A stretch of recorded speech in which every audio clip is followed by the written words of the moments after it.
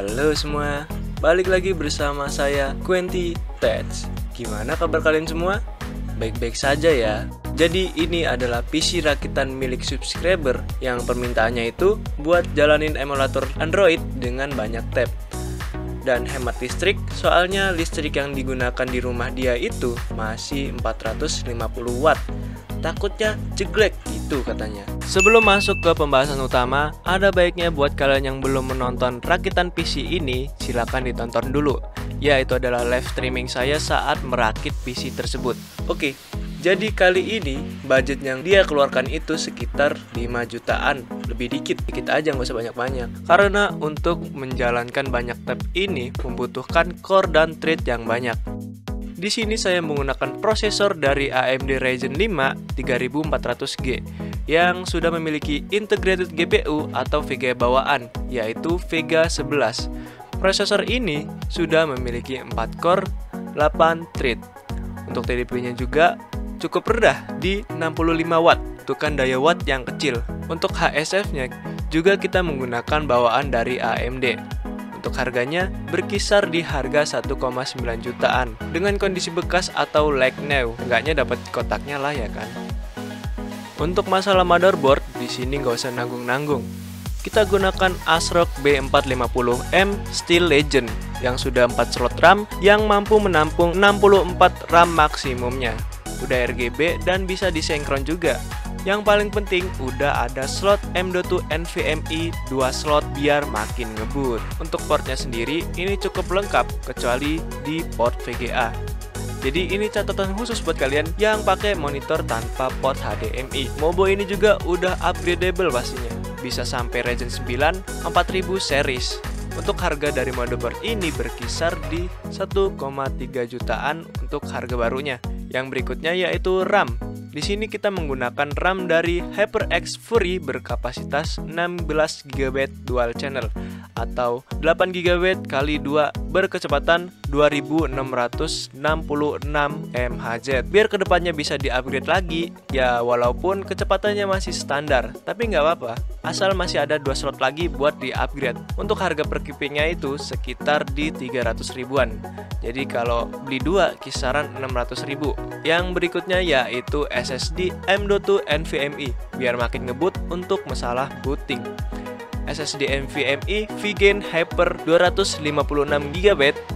Harusnya yang versi Hyper ini lebih ngebut ya daripada yang versi Turbo. Untuk harga barunya itu berkisar di harga 380 ribuan. By the way, untuk penyimpanan di sini kita tidak menggunakan hard disk karena permintaan dia. Jadi budget hard disk itu diganti ke RAM. Manuk akal sih. Untuk menyuplai daya, di sini kita menggunakan PSU dari Aerocool Lux 550 watt 80 plus bronze. Kelebihan dari PSU ini, kabelnya sudah flat, jadi cocok buat casing kalian yang sempit. Ditambah lagi efisiensinya hingga 88%. Dan yang saya saranin kalian memilih yang non RGB karena yang RGB itu banyak rumor dan kasus ya. Untuk harga dari PSU ini berkisar di 400 ribuan doang.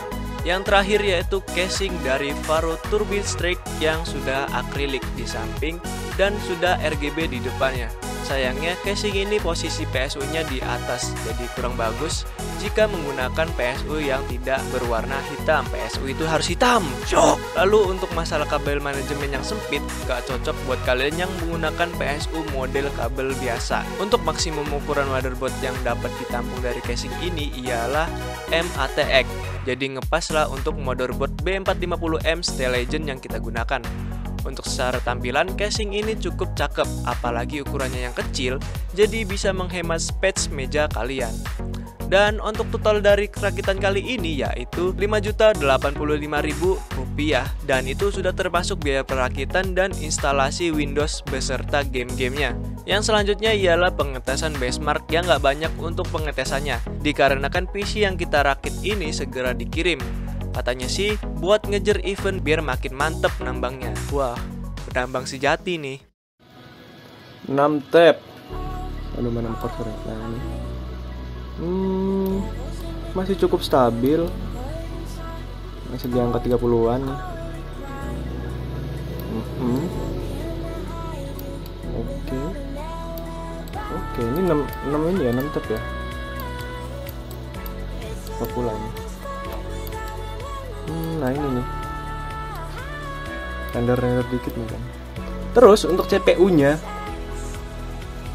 74%, tapi memorinya ini sangat ngos-ngosan di 97%.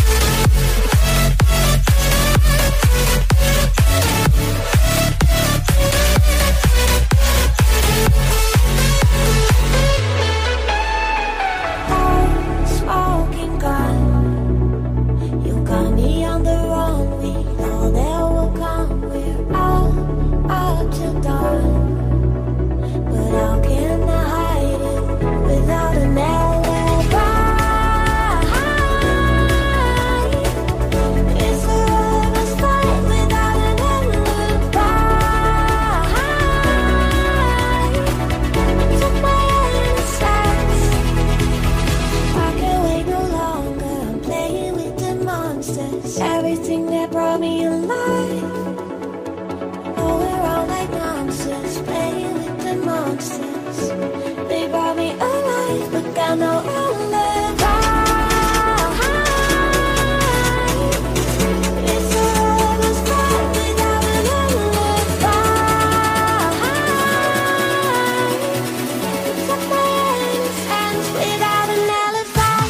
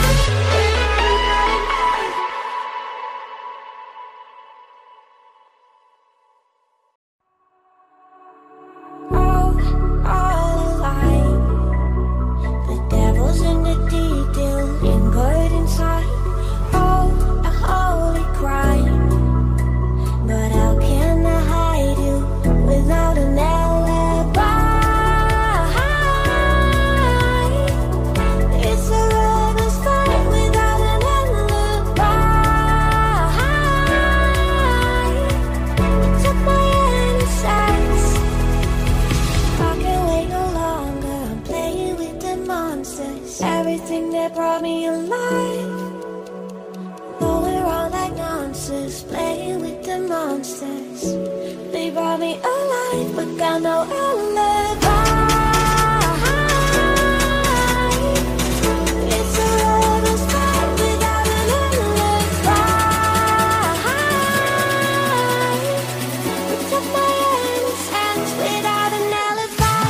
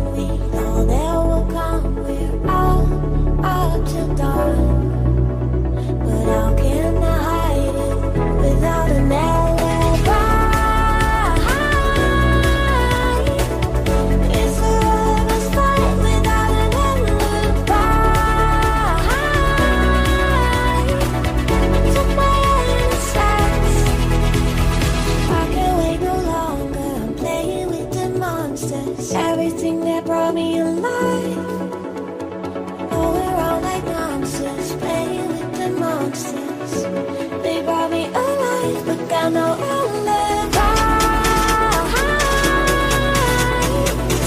It's a lover's fight without an alibi. Took my innocence without an alibi.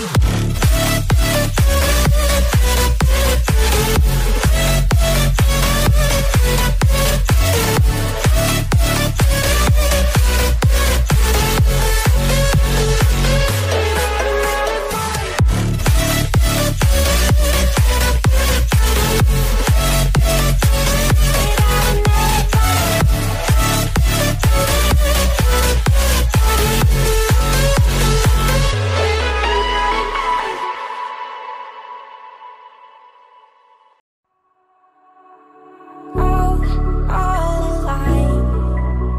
The devil's in the detail, lingered inside. Oh, a holy crime.